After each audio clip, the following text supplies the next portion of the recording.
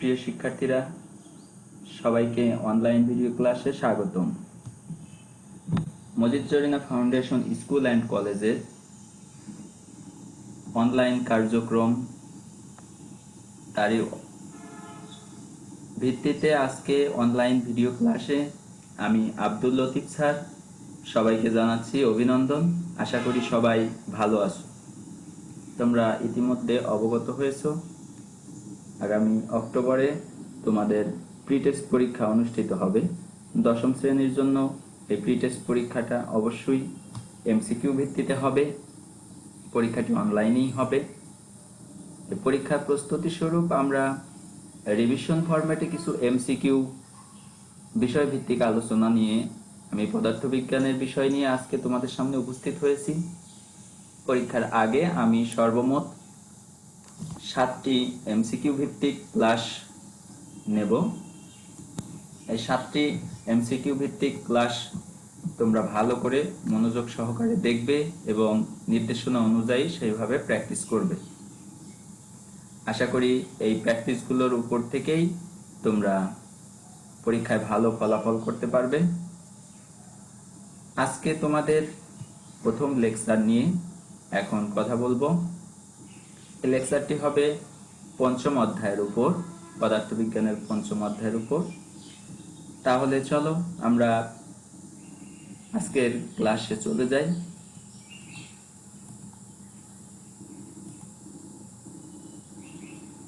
অধ্যায় 5, পদার্থের চাপ ও অবস্থা। প্রথমে আমরা এই অধ্যায় থেকে কতগুলো বিষয় খুব ভালো করে খেয়াল করব। সেখান থেকে থাকবে একক ও মাত্রা। এমসিকিউ ভিত্তিতে সবসময় কোনো না কোনো একক বা মাত্রা অবশ্যই থাকে। তাহলে এই পঞ্চম অধ্যায় থেকে আমরা কতগুলো একক এবং মাত্রাকে জেনে নেব। তোমরা দেখতে পাচ্ছ এখানে চাপ, পীড়ন, স্থিতিস্থাপক গুণাঙ্ক এই তিনটি রাশিরই একক একই, অর্থাৎ নিউটন পার মিটার স্কয়ার, অথবা এটাকে আমরা প্যাসকেলও বলতে পারি। চাপের একক প্যাসকেল বা নিউটন পার মিটার স্কয়ার, পীড়নের এককও তাই, স্থিতিস্থাপক গুণাঙ্কের এককও তাই। এই অধ্যায় থেকে এই তিনটি বিষয়ের একক গুরুত্বপূর্ণ। এদের মাত্রাটি হলো M, L inverse 1, T inverse 2। তাহলে আবারও বলি, চাপ, পীড়ন, স্থিতিস্থাপক গুণাঙ্ক তিনটি রাশির মাত্রা এবং একক একই। একটি মনে রাখলে বাকি দুটি হয়ে যাবে। এবার আরেকটি রাশি, এই অধ্যায়ের গুরুত্বপূর্ণ আরেকটি রাশি ঘনত্ব। ঘনত্বর একক কেজি পার মিটার কিউব, এর মাত্রা এম, এল ইনভার্স 3। এবার এই অধ্যায় থেকে কিছু গাণিতিক সম্পর্ক নিয়ে আসছি, যে গাণিতিক সম্পর্কগুলোর উপর ভিত্তি করে তোমরা খুব সংক্ষিপ্ত আকারে গাণিতিক সমস্যাগুলো সমাধান করতে পারবে। প্রথমে দেখো, চাপ সমানুপাতিক গভীরতা। আমরা জানি পি সমান এইচ রো জি, অর্থাৎ চাপটি নির্ভর করে এর গভীরতার উপর। গভীরতা যত বাড়বে, তরলের গভীরতা যত বেশি হবে, চাপ তত বেশি হবে। সাপোজ এমসিকিউ কোশ্চেনগুলো এরকম হতে পারে যে 30 মিটার গভীরে একটি পুকুরের তলদেশে চাপ কত, অথবা একটি পাত্রে পানি আছে 10 সেন্টিমিটার গভীর বা 20 সেন্টিমিটার 20 মিটার গভীর কোনো স্থানে চাপ কত। তাহলে আমরা পি সমান এইচ রো জি, এখানে শুধু এই সম্পর্কটিকে অবশ্যই মনে রাখতে হবে। গভীরতা যদি বৃদ্ধি পায় তাহলে চাপ বৃদ্ধি পাবে, এজন্য এই সম্পর্কটি সমানুপাতিক। আবার এমন বলা হলো একটি কোশ্চেন, যেমন গভীরতা দ্বিগুণ করলে চাপ কত গুণ হবে। তাহলে যেহেতু সমানুপাতিক, চাপও দ্বিগুণ হবে। তাহলে সমানুপাতিক সম্পর্কগুলো থেকে এইভাবে হিসেব করতে পারবে। আর একটি, চাপ প্রযুক্ত বলেরও সমানুপাতিক। আমরা কোন স্থানে চাপ কাকে বলে? একক ক্ষেত্রফলের উপর লম্বভাবে প্রযুক্ত বলকেই চাপ বলে। কোন একটি জায়গা, স্থান যার ক্ষেত্রফল একই, সেখানে যদি আমরা বল প্রয়োগ করি, ভিন্ন ভিন্ন পরিমাণ বল প্রয়োগ করি, তাহলে এক এক সময়ে চাপের পরিমাণ এক এক রকম হবে। এই জন্য চাপ প্রযুক্ত বলের সমানুপাতিক। বল বেশি প্রয়োগ করলে চাপও বেশি হবে। আরেকটি দেখো, চাপ ক্ষেত্রফলের ব্যস্তানুপাতিক। অর্থাৎ কোন স্থানের ক্ষেত্রফল যদি বেড়ে যায়, বলের পরিমাণ যদি একই থাকে, তাহলে চাপের পরিমাণ কমে যাবে। যেমন মনে করো, হিল জুতা পায়ে হাঁটার সময় হিলের তলা ক্ষেত্রফল খুবই কম, তাই এখানে চাপ বেড়ে যায়। আবার চাকু বা আলপিন বা পেরেক, এগুলোর মাথা খুবই সরু সূক্ষ্ম থাকে, তাই এগুলোর মাথায় সামান্য বল প্রয়োগে চাপ বেড়ে যায় ক্ষেত্রফল কম হওয়ার কারণে। তাহলে এই সম্পর্কটি মনে রাখবে। এবার আসি ঘনত্ব। ঘনত্ব কাকে বলে? কোন পদার্থের একক আয়তনের ভরকে ঘনত্ব বলে। তাহলে ভর যদি বৃদ্ধি পায়, তাহলে ঘনত্বও বেড়ে যায়। এক কথায় আমরা ঘুরিয়েও বলতে পারি, কোন বস্তুর ঘনত্ব যত বেশি হবে, তার ভরও বেশি হবে। আরেকটি সম্পর্ক, আয়তন যদি বেশি হয়, একই ভরের বস্তুর আয়তন যদি বেশি হয়, তাহলে এর ঘনত্ব আবার কমে যায়। অর্থাৎ রো সমানুপাতিক 1/v। এবার আরেকটি বিষয় দেখো, প্রযুক্ত বল ক্ষেত্রফলের সমানুপাতিক। এই বিষয়টি হলো হাইড্রোলিক প্রেস অর্থাৎ পিস্টনের বেলায়।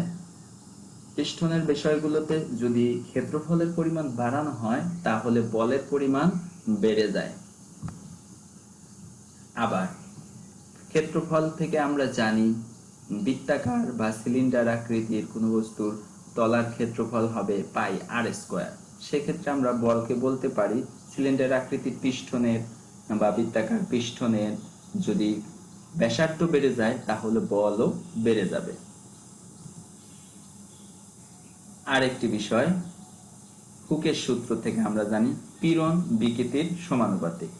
অর্থাৎ একটি বস্তুকে বল প্রয়োগ করে যত বিকৃত করা হবে, এর পীড়নও তত বেশি হবে। পীড়ন কি? কোন বস্তুর ভিতরে বল প্রযুক্ত বলের বিরুদ্ধে যে প্রতিরোধকারী বলের সৃষ্টি হয়, সেটি হলো পীড়ন। এবার কতগুলো পদার্থের ঘনত্ব সম্পর্কে ধারণা রাখবে। এই ঘনত্বগুলো অনেক সময় এমসিকিউতে চলে আসে। যেমন এখানে দেওয়া আছে বায়ু।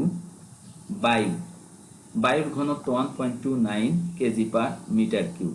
এইটিকে যদি গ্রাম পার সিসিতে নেওয়া হয়, তাহলে সংক্ষিপ্ত পদ্ধতিতে যদি নিতে চাও, তাহলে শুধু 1000 দিয়ে ভাগ করে দিবে।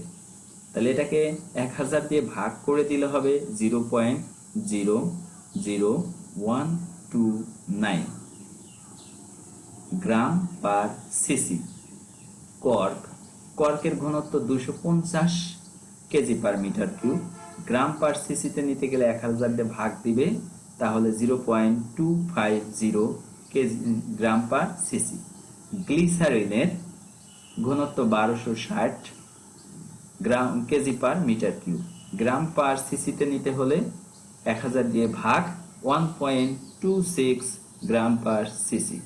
বরফের ঘনত্ব 920 কেজি পার মিটার কিউব। একে গ্রাম পার সিসিতে নিলে 1000 দিয়ে ভাগ, 0.920। মানবদেহের 995 গ্রাম পার সিসিতে নিলে 0.995 হবে। পারদের ঘনত্ব 13600 গ্রাম পার সিসিতে নিলে 13.6 হবে। পানির ঘনত্ব 1000 গ্রাম পার সিসিতে নিলে 1 হবে। লোহা 7800 গ্রাম পার সিসিতে নিলে 1000 দিয়ে ভাগ দিলে 7.8। রূপা 10500 কেজি পার মিটার কিউব, গ্রাম পার সিসিতে হবে 10.5। সোনা 19300 কেজি পার মিটার কিউব, গ্রাম পার সিসিতে নিলে 19.3। কাঁচ 2600, একে গ্রাম পার সিসিতে নিলে 2.6। কাঠ 400 থেকে 500, গ্রাম পার সিসিতে নিলে 0.4 থেকে 0.5 এই সীমার মধ্যে। আর সংক্ষিপ্ত আরেকটি পদ্ধতি, যদি আমরা গ্রাম পার সিসি থেকে কেজি পার মিটার কিউবে আনতে চাই, তাহলে সংক্ষিপ্ত একটা পদ্ধতি, সেটি হলো 1000 দিয়ে গুণন করবে। এবার এখান থেকে আরো কয়েকটি বিষয় একটু ধারণা রাখতে হবে। বস্তুর ভাষা এবং ডোবা। বস্তুর ভাষা এবং ডোবা দুটি বিষয় দিয়ে ব্যাখ্যা করা যায়। একটি হলো ঘনত্ব আর একটি হলো ওজন। প্রথমে আমরা ঘনত্ব দিয়ে বলি। কোন বস্তুর ঘনত্ব যদি তরলের ঘনত্বের চেয়ে বেশি হয় তাহলে বস্তুটি ওই তরলে ডুবে যাবে। কোন বস্তুর ঘনত্ব যদি তরলের ঘনত্বের চেয়ে কম হয় তাহলে ওই বস্তুটি আংশিক নিমজ্জিত অবস্থায় ভাসবে। কোন বস্তুর ঘনত্ব যদি ওই তরলের ঘনত্বের সমান হয় তাহলে এটি সম্পূর্ণ নিমজ্জিত অবস্থায় ভাসবে। 3 নাম্বার, এটি একটু মনে রাখবে, সম্পূর্ণ নিমজ্জিত অবস্থায় ভাসবে। এবার ওজনের সাথে যদি ব্যাখ্যা করি, কোন বস্তুর ওজন যদি তরলের ওজনের চেয়ে, এইখানে আমরা তরলের ওজন বলবো না, এখানে W1 দ্বারা বোঝানো হচ্ছে কোন বস্তুর বাতাসে ওজন, এবং W2 হলো কোন বস্তু কর্তৃক অপসারিত তরলের ওজন। বস্তুর বাতাসে ওজন যদি অপসারিত তরলের ওজনের চেয়ে বেশি হয় তাহলে বস্তুটি ডুবে যাবে। বস্তুর বাতাসে ওজন যদি অপসারিত তরলের ওজনের চেয়ে কম হয় তাহলে আংশিক নিমজ্জিত অবস্থায় ভাসবে। বস্তুর বাতাসে ওজন যদি অপসারিত তরলের ওজনের সমান হয় তাহলে সম্পূর্ণ নিমজ্জিত অবস্থায় ভাসবে। সম্পূর্ণ নিমজ্জিত অবস্থায় ভাসবে। এবার কখনো কখনো এমসিকিউতে থাকে যে একটি বস্তুকে এত ঘনত্বের ধরা হলো 250 কেজি পার মিটার কিউব ঘনত্বের একটি বস্তুকে পানিতে ছেড়ে দেওয়া হলো, এর কত অংশ ডুবে যাবে, কতটুকু ভেসে থাকবে, এই অংশটুকু কতটুকু ডুবে যাবে কতটুকু ভেসে থাকবে এটি বের করার সহজ পদ্ধতি হলো বস্তুর ঘনত্বকে ওই তরলের ঘনত্ব দিয়ে ভাগ দিবে, তাহলে যে অনুপাত পাওয়া যাবে, যে অংশ পাওয়া যাবে অতটুকু অংশই ডুবে যাবে। সাপোজ আমি এখানে বলেছিলাম 250 কেজি পার মিটার কিউব ঘনত্বের একটি বস্তুকে আমরা পানিতে ছেড়ে দিলাম, তাহলে ডুবন্ত অংশ হবে 250 ভাগ পানির ঘনত্ব 1000, অর্থাৎ 1/4 অংশ ডুবে যাবে। অবশিষ্ট থাকবে কত? 3/4 অংশ। এখানে আমি একটি এক্সাম্পল দিয়েছি, তার আগে সূত্রটি বলি। রো এস, এখানে রো এস দ্বারা বোঝানো হচ্ছে সাবস্টেন্স, বস্তু, আর এখানে রো দ্বারা পানি বোঝানো হয়, তবে এটা যে কোনো তরল হতে পারে। যেমন বরফ পানিতে কতটুকু অংশ ডুবে যায়, তাহলে বরফের ঘনত্ব 920, তাকে আমি পানির ঘনত্ব 1000 দিয়ে ভাগ দিলাম, এটা আসে 11/12 অংশ, অর্থাৎ 12 ভাগের 11 ভাগ ডুবে যাবে। তাহলে ভেসে থাকবে কতটুকু?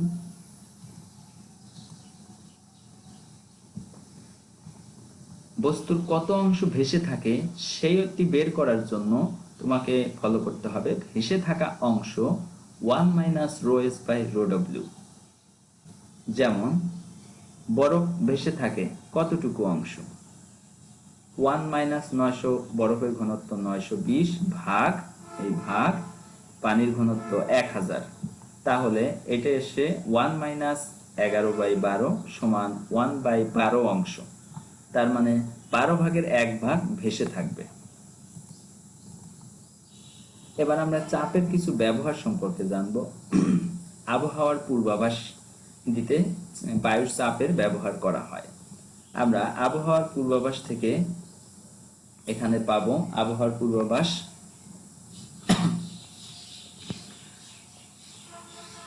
ব্যারোমিটারের সাহায্যে আমরা আবহাওয়ার পূর্বাভাস দিতে থাকি। যদি ব্যারোমিটারে পারদের স্তম্ভের উচ্চতা ধীরে ধীরে কমতে থাকে তাহলে বুঝতে হবে ওই পরিবেশে বায়ুর পরিমাণ কমে যাচ্ছে, ফলে বায়ুর চাপ কমে গেছে, তাই পারদের উচ্চতা ধীরে ধীরে নিচের দিকে নেমে আসছে।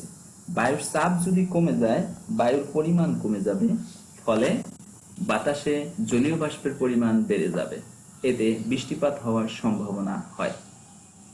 দ্বিতীয়ত, যদি ব্যারোমিটারে পারদস্তম্ভ ধীরে ধীরে বাড়তে থাকে, তাহলে বুঝতে হবে বায়ুর পরিমাণ বৃদ্ধি পেয়েছে, অর্থাৎ বাতাসে জলীয় বাষ্পের পরিমাণ কমে গেছে।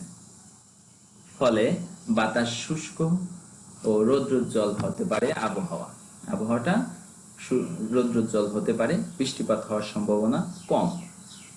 যদি পারস্তম্ভের উচ্চতা হঠাৎ করে নেমে যায়, তাহলে বুঝতে হবে খুবই নিম্নচাপের সৃষ্টি হয়েছে, অর্থাৎ বাতাসের পরিমাণ খুবই কমে গেছে। ফলে আশেপাশ থেকে যেখানে বাতাস বেশি পরিমাণ আছে, সেখান থেকে প্রচণ্ড বেগে এই স্থানে বাতাস চলে আসতে পারে, যার কারণে ঝড়ের সম্ভাবনা থেকে যায়। এভাবে ব্যারোমিটার দেখে আবহাওয়ার পূর্বাভাস দেয়া যায়। হাইড্রোলিক প্রেস, চাপের আরো নানাবিধ ব্যবহারের মধ্যে হাইড্রোলিক প্রেস একটি। হাইড্রোলিক প্রেস হলো যে অল্প পরিমাণ চাপ প্রয়োগ করে আমরা বেশি পরিমাণ চাপ পেয়ে থাকি। এই অল্প পরিমাণ চাপ থেকে বেশি পরিমাণ চাপ পাওয়ার এই প্রক্রিয়াটা হলো হাইড্রোলিক প্রেস। ভারী ভারী জিনিস ওঠানোর ক্ষেত্রে, অনেক ভারী বস্তুকে সংকুচিত করতে বা বৃহৎ বস্তুকে সংকুচিত করতে এই ধরনের হাইড্রোলিক প্রেসগুলো ব্যবহার করা হয়। গাড়ি ওঠানো, যেমন তোমরা খেয়াল করবে ড্রাম ট্রাকগুলোতে আমরা হাইড্রোলিক প্রেস এটা ব্যবহার করে থাকি। ড্রামটাকে মাটি বা কোনো বস্তু উল্টিয়ে ফেলে দেওয়ার জন্য এটাকে উঁচু করতে হয় সেসব ক্ষেত্রে। আবার কার ওয়াশ করা হয়, সেখানে দেখবে যে কারটাকে ধরে উপর দিকে উঠানো হচ্ছে যন্ত্রের সাহায্যে, এই সব ক্ষেত্রে এগুলো হাইড্রোলিক প্রেস। এছাড়া চাপের আরো ব্যবহার আছে। আমরা প্রেসার কুকারে চাপ ব্যবহার করি, বাষ্পের চাপ ব্যবহার করে সিদ্ধ করতে। আমরা জানি, এখানে মনে রাখবে যে চাপের পরিমাণ বাড়লে স্ফুটনাঙ্ক কমে, আর চাপের পরিমাণ কমে গেলে স্ফুটনাঙ্ক কমে যায়। আচ্ছা, যেমন পাহাড়ের উপর রান্না করা কষ্টকর, কারণ পাহাড়ের উপর বায়ুর চাপ কম, ফলে স্ফুটনাঙ্ক কমে যায়। তাই পানি প্রায় 70 ডিগ্রি সেলসিয়াস তাপমাত্রায় ফুটে বাষ্প হয়, এটি হিমালয়ের চূড়ায়, ফলে খাদ্যবস্তু সহজে সিদ্ধ হয় না। তাহলে এরকম চাপের নানাবিধ ব্যবহারগুলো অবশ্যই খেয়াল করবে। এবার আসি চাপের কিছু প্রভাব, যেটাকে বললাম আমি ইতিমধ্যে, পাহাড়ে রান্না করা চাপের প্রভাবে কষ্টকর হয়ে যায়, তাই সেখানে প্রেসার কুকার ব্যবহার করা হয়। এবার বিমান চালনার ক্ষেত্রে, বিমান কিন্তু বাতাসে ভাসানো হয় বায়ুর চাপটাকে গ্রহণ করে। বিমানটাকে এমন ভাবে ডিজাইন করা হয় যে বায়ুর মধ্য দিয়ে গতিশীল হওয়ার সময় বিমানের নিচের স্তরের বায়ুগুলো এমন ভাবে চাপ প্রয়োগ করে, ফলে বিমানটা ভেসে থাকে। এরপরে কিছু গাণিতিক সমস্যা সম্পর্কিত আমরা আসব, যেখানে কিছু ছোট ছোট গণিত গুলো থাকে। তোমাদের এমসিকিউ ভিত্তিক ফিজিক্সে যেহেতু থিওরিটিক্যাল কম, গাণিতিক প্রবলেম গুলোই বেশি, তাহলে এই সূত্রগুলোকে অবশ্যই তোমরা অনুসরণ করবে। 1 নাম্বার সূত্র হলো পি সমান এইচ রো জি। এই সূত্রের সাহায্যে তুমি চাপ নির্ণয় করতে পারবা, চাপ দেয়া থাকলে কোন স্থানের গভীরতা নির্ণয় করতে পারবে। তাহলে এই সূত্রটি দিয়ে ছোট ছোট অঙ্কগুলো প্র্যাকটিস করবে। এবার চাপের আরেকটি সূত্র পি সমান F by A. V rho g, 3 number, এটি আমরা প্লবতা বলি। প্লবতা, ভি হলো আয়তন, কোন বস্তুর আয়তন জানা থাকলেই প্লবতা বের করতে পারবে। আর আরেকটি বিষয় অবশ্যই খেয়াল রাখবে, যেটি ইতিমধ্যে তোমাদেরকে এই অধ্যায় পড়ানোর সময় বলেছিলাম, যে ঊর্ধ্বমুখী লব্ধি বল প্লবতা, আবারও বলি ঊর্ধ্বমুখী লব্ধি বল, বস্তুর হারানো ওজন, বস্তু কর্তৃক অপসারিত তরলের ওজন এবং প্লবতা, 4টি রাশি একই জিনিস, সবগুলোই ভি রো জি এর সমান। আমরা যখন আর্কিমিডিসের সূত্র মেনে চলবে কিনা, তখন আর্কিমিডিসের সূত্রটির অংশ বস্তুর হারানো ওজন অপসারিত পানির ওজনের সমান, এই দুটো অংশ আমরা জাস্ট প্রমাণ করে ফেলি। এই জন্য আবার বস্তু ভাসা ডোবার ক্ষেত্রে আমরা প্লবতা দিয়ে বস্তুর কর্তৃক অপসারিত তরলের ওজন বের করতে পারি। আমি আরেকবার বলছি, বস্তুর ঊর্ধ্বমুখী লব্ধি বল, অর্থাৎ কোনো বস্তুকে তরলে নিমজ্জিত করলে ঊর্ধ্বমুখী যে লব্ধি বল লাভ করে, বস্তুর হারানো ওজন তরলে নিমজ্জিত করলে যতটুকু ওজন হারিয়ে ফেলে তার পরিমাণ, বস্তু কর্তৃক অপসারিত তরলের ওজন, বস্তুকে তরলের ডুবালে যে পরিমাণ জায়গা দখল করে ওই জায়গার তরলটুকু যে ওজন হয় সেটি, এবং প্লবতা, সবগুলোই একই রাশি এবং এর সবগুলোকে ভি রোজির মাধ্যমে বের করা যায়। ভি হলো বস্তুর আয়তন, রো হলো তরলের ঘনত্ব, জি হলো স্থানের অভিকর্ষ ত্বরণ। এবার ঘনত্ব নির্ণয়ের একটি সূত্র, সেটি হলো রো সমান এম বাই ভি। এইটি এখান থেকে আরেকটি কোশ্চেন প্রায় থাকে এই ঘনত্ব রিলেটেড, সেটি হলো মৃত সাগরে মানুষ ভাসে কেন, অর্থাৎ সেখানে তরলের ঘনত্ব বেশি হওয়ার কারণে সহজে মানুষ ডুবে না। এবার পৃষ্ঠন রিলেটেড, অর্থাৎ প্রেস হাইড্রোলিক চাপ সম্পর্কিত কিছু হাইড্রোলিক প্রেসের অঙ্ক। একটি প্রথম পিস্টন, অল্প আয়তনের একটি পিস্টনের উপর বেশি বল প্রয়োগ করলে এটি তরলের মধ্য দিয়ে সঞ্চালিত হয়ে অপর পিস্টনে অধিক পরিমাণ বল সৃষ্টি করে। এই সূত্র দিয়ে কিছু অঙ্ক, ছোট ছোট অঙ্কগুলো প্র্যাকটিস করবে। তো এই ছিল এই অধ্যায়ের বিষয়বস্তু। যে বিষয়বস্তুগুলোকে তোমাদের সামনে উপস্থাপন করলাম, এই বিষয়বস্তুগুলো সম্পর্কিত বিষয়গুলো অবশ্যই প্র্যাকটিস করবে। তার আগে বইটি ভালোভাবে অধ্যয়ন করবে, বইয়ের ভিতরের অংশগুলো আন্ডারলাইন করে করে অবশ্যই প্র্যাকটিস করবে। আর এই অধ্যায় থেকে ছোট অঙ্কগুলো প্র্যাকটিস করবে, অবশ্যই ছোট অঙ্কগুলো প্র্যাকটিস করবে। আশা করি ক্লাসটি তোমাদের জন্য উপকারে লাগবে। আগামীতে পরবর্তী লেকচার নিয়ে তোমাদের সামনে উপস্থিত হব। এটি প্রথম লেকচার ছিল, আগেই বলেছি। সে পর্যন্ত সবাই ভালো থাকবে, সুস্থ থাকবে, এই কামনায় শেষ করছি। সবাইকে ধন্যবাদ। আল্লাহ হাফেজ।